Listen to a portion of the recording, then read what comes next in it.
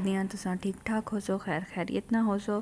तो वीडियो दे थंबनेल को देख के ताकू पता लग गया हो सी कि अज दी डिश असा क्या बने दे पे से, बहुत ही मज़ेदार बहुत ही खास हो। तो इकू ताकू चस सी अज असा बने दे खड़े से गाजर वाला हलवा, खोए वाला हलवा। ठीक है, तो इकू बनावन की तरतीब जड़ी है असा ताकू तमाम डिटेल दसी है। ठीक है, बिल्कुल अथेंटिक रेसिपी है।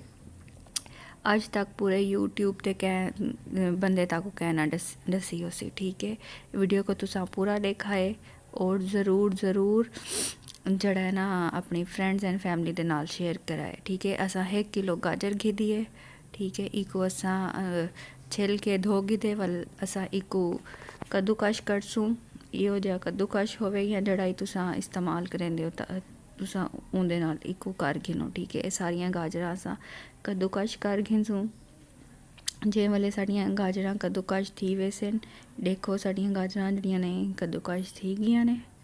ठीक है, तो इन्ना को बाद धोना कै नहीं, पहले असा धोगी दे। ठीक है, वाला असा एक पतीली घिनसूँ जिंदे असा इको हथ छुड़ेसूँ सारा कुछ पानी शानी असा कह नहीं सटेना। ठीक है, हल्की भाह उत्ते रख के इको उत्तों कच छुड़ेसूँ। जे वाले ज़रा ए भाह घट थी वैसी वाला इंदे असा थोड़ा हसबे ज़रूरत ज़रा खीर सटेसूँ। ठीक है, ताकि साड़ा जड़ा हलवा है तो बहुत मज़ेदार तो बहुत चस वाला बने। कुछ लोग सटेंदे ने इंदे खीर, कुछ कह नहीं सटेंदे ई वाले। जे वाले साड़ा गजरेला मतलब कि थी वैसी एक जान थी वैसी वाला इंदे असा आधा किलो चीनी सटेसूँ।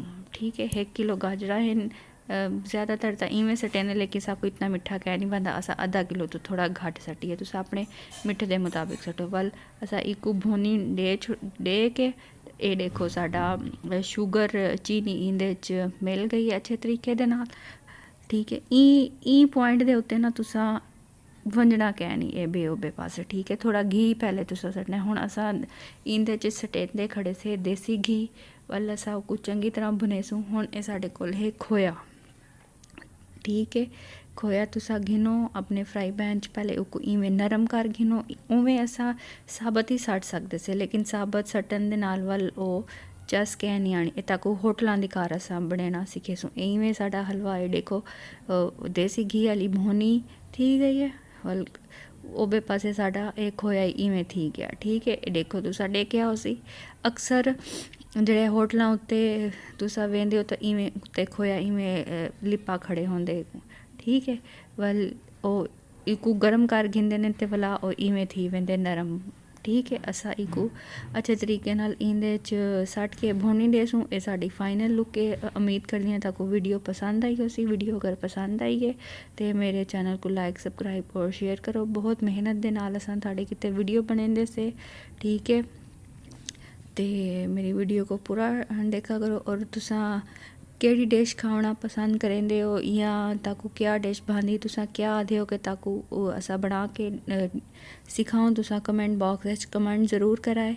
मिलते हैं ताकू एक न्यू वीडियो दे नाल। वाले तक अल्लाह हाफिज़, अपना ख्याल रखिएगा।